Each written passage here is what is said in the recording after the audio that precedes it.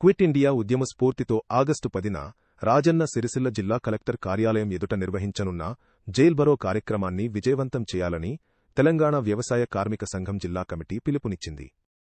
బోయినపల్లి మండలం రత్నంపేట గ్రామంలో నిర్వహించిన పత్రికా సమావేశంలో జైల్ భరో కార్యక్రమానికి సంబంధించిన కరపత్రాలను విడుదల చేశారు.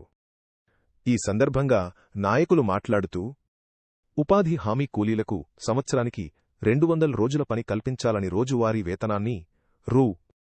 600కు పెంచాలని డిమాండ్ చేశారు. మహాత్మాగాంధీ జాతీయ గ్రామీణ ఉపాధి హామీ పథకాన్ని కొనసాగించాలని, దాని పేరును మార్చే ప్రయత్నాలను, అలాగే వికసిత్ భారత్ గ్రామ్ జీ చట్టాన్ని రద్దు చేయాలని కోరారు. 2005లో వామపక్షాల పోరాట ఫలితంగా మహాత్మాగాంధీ జాతీయ గ్రామీణ ఉపాధి హామీ చట్టం అమల్లోకి వచ్చిందని వారు తెలిపారు.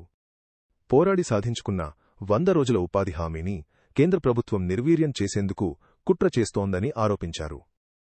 రాష్ట్రాలపై నిధుల భారం పెంచే చర్యలను వెంటనే ఉపసంహరించుకోవాలని డిమాండ్ చేశారు.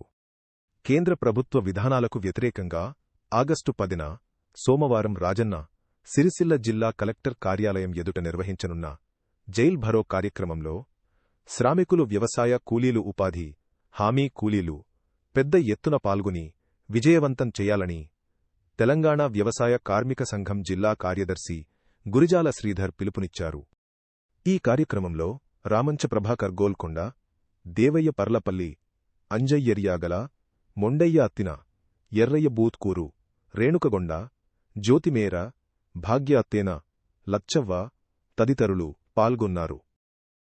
బీజేపీ ప్రభుత్వం అనుసరిస్తున్న ప్రజా కార్మిక వ్యతిరేక విధానాలు ఎండగట్టడానికే మరి ఇలా మోడీ ప్రభుత్వం వ్యవస్థలన్నింటినీ భ్రష్టు పట్టించి బడా పెట్టుబడిదారులకే ఊడిగం చేసే విధంగా, పేదల నడ్డి విరిచే విధంగా, మరి వ్యవసాయ కూలీల ఉపాధి హామీ కూలీల పని పోగొట్టే విధంగా మరి పోరాడి సాధించుకున్నటువంటి మహాత్మాగాంధీ జాతీయ ఉపాధి పథకం 100 రోజుల పని ఏదైతే ఉందో దానికి కొత్తగా ఈ మధ్య కాలంలో చట్టాన్ని పార్లమెంట్లో అమలు చేసి వీబీజీ వికసిత్ భారత్ గ్రామ్ జీ అని పేరు పెట్టి 100 రోజుల పనిని 125 రోజులు పని కల్పిస్తున్నట్టు భ్రమలు సృష్టించి మరి ఈ దేశంలో ఉన్నటువంటి భూస్వాములకు, బడా పెట్టుబడిదారులకు, రైతులకే ఊడిగం చేసే విధంగా, వాళ్లకు ఉండే విధంగా వెసులుబాటు కల్పించే విధంగా మరి భవిష్యత్తులో ఈ ఉపాధి హామీని కొలాప్స్ చేసే పరిస్థితి కనబడుతుంది.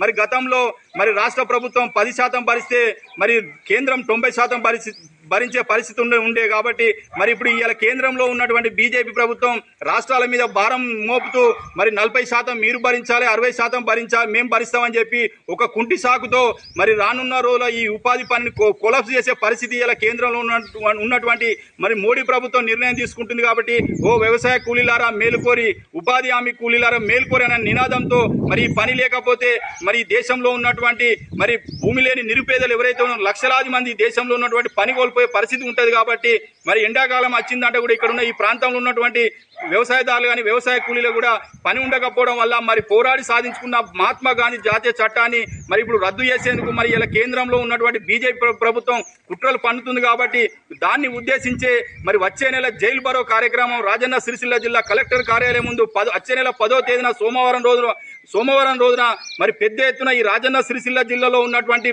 వేలాది మంది ఉపాధి కార్మికులు ఎవరైతే ఉన్నారో పెద్ద ఎత్తున పాల్గొని మరి ఇలా ఈ మోడీ ప్రభుత్వం తీసుకుంటున్న నిర్ణయాలు మెడలు వంచే విధంగా మరి ఆ చట్టాన్ని వెనక్కు తీసుకొని మరి భవిష్యత్తులో కూడా మరి ఈ ఉపాధి హామీ కూలీలకు 200 రోజులు పని కల్పించాలని చెప్పి వ్యవసాయ కార్మిక సంఘం తరఫున డిమాండ్ చేయడం జరుగుతుంది.